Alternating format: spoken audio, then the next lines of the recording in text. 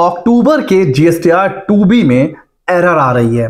एक तो ये समझ में नहीं आ रहा है, जब जीएसटी इंडिया में लॉन्च किया जा रहा था तो एक चीज पर बहुत ज्यादा बार बार फोकस था कि चीजों को सिंप्लीफाई किया जाएगा। ये इंडिया का टैक्स रिफॉर्म बोला जा रहा था कि जो प्रीवियस कॉम्प्लिकेशन थे उनको कहीं ना कहीं दूर करेंगे और चीजें एकदम सिंपल हो जाएंगी। अब ये चीजें कितनी सिंपल हो रही है कि कॉम्प्लिकेटेड हो रही है, ये तो भाई कोई भी नहीं जानता है। सुप्रीम कोर्ट भी कह चुका है कि भाई क्या सिस्टम है, कितना कॉम्प्लिकेटेड होता ही जा रहा है।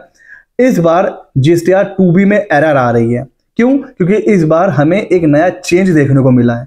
एरर क्या है और हमें उसमें क्या करना है, क्या हमें कुछ उसमें मतलब जो कंफ्यूजन है ना, आज हम उसको डिस्कस करेंगे। तो देखिए, GSTR 2B normally every month 14 के बाद, मतलब 14 को ही जनरेट हो जाता है। ठीक है, जो चला आ रहा है सिस्टम काफी टाइम से, हम लोग इससे यूज टू भी हो चुके हैं कि भाई ठीक है, हम लोग जीएसटीआर 1 फाइल करते हैं, फिर हम लोग 14 के बाद अपना जीएसटीआर 2B चेक करते हैं और फिर जितनी भी लाइबिलिटी अगर होती है तो जीएसटीआर 3B में हम लोग क्या करते हैं, पे करते हैं।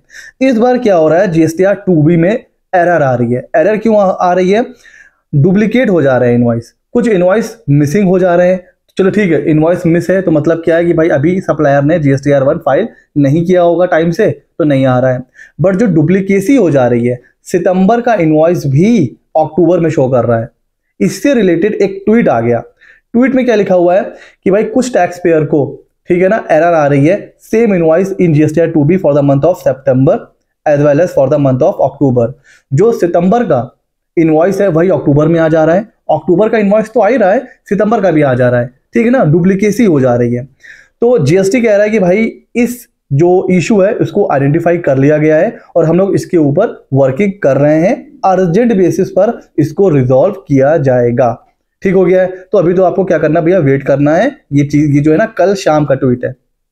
अच्छा, इस बार हमें जो नोटिफिकेशन आया था इसके ऊपर हमने एक वीडियो भी बनाया हुआ है। Invoice management dashboard.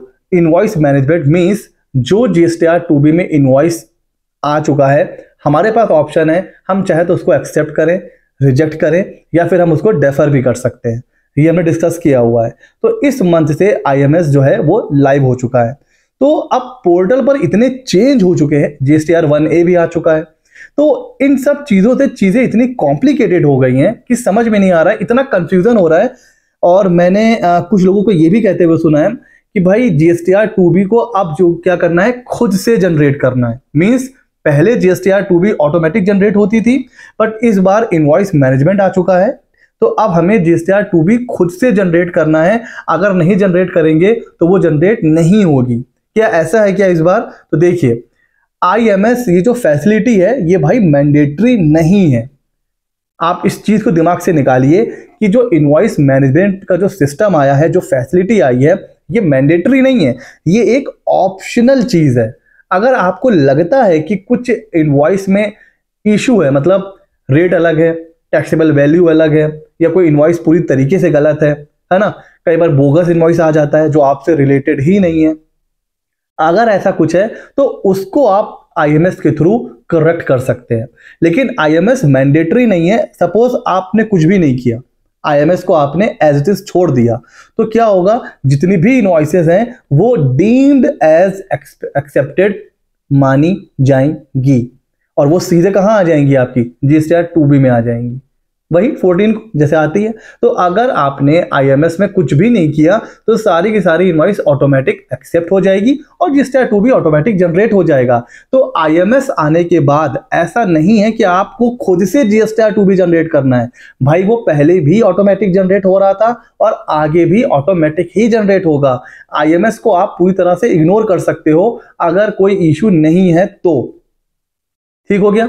अच्छा बताइए, आईएमएस से पहले कैसे करते थे कि जो चीज जीएसटीआर 2B में आ रही है, अगर सही है क्लेम कर लेते हैं, अगर गलत है तो हम लोग अपने सप्लायर को कांटेक्ट करते हैं कि भाई ये गलत है।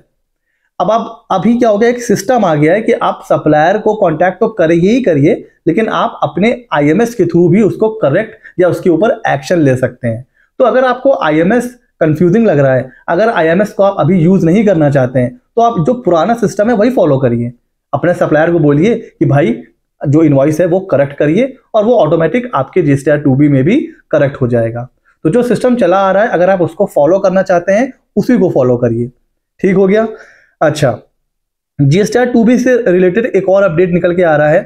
ट्वीट में यह भी कहा गया है कि जो QRMP के टैक्स पेयर हैं, जो जिन लोगों ने QRMP स्कीम ऑप्ट करी है, उनका जो है ना जीएसटीआर 2B अब वो मंथली जनरेट नहीं होगा, पहले मंथ और दूसरे मंथ के लिए।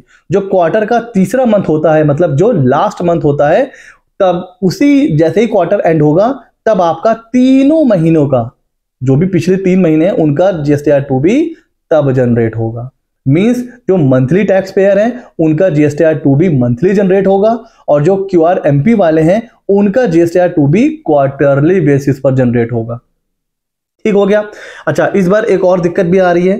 सर वो दिक्कत क्या है कि जीएसटीआर 2B में ना रेट नहीं आ रहा है। तो जी हाँ, अब इस मंथ के बाद मतलब अक्टूबर के बाद से अब जो रेट है ना वो जीएसटीआर 2B में नहीं आएगा। ये भी ट्वीट के थ्रू हमें बता दिया गया है कि भाई अगर आपको रेट देखना है तो अब आपको जीएसटीआर 2A चेक करना होगा। मतलब एक और कंफ्यूजन, अभी तक तो जीएसटीआर 2A रिलेवेंट था ही नहीं, क्योंकि उसमें कोई भी चीज आ जाए, हमें आईटीसी लेनी है जीएसटीआर 2B से, तो जीएसटीआर 2A तो वैसे भी हाँ reporting purpose, audit purpose, account finalisation, उसके लिए तो जीएसटीआर 2A ठीक है।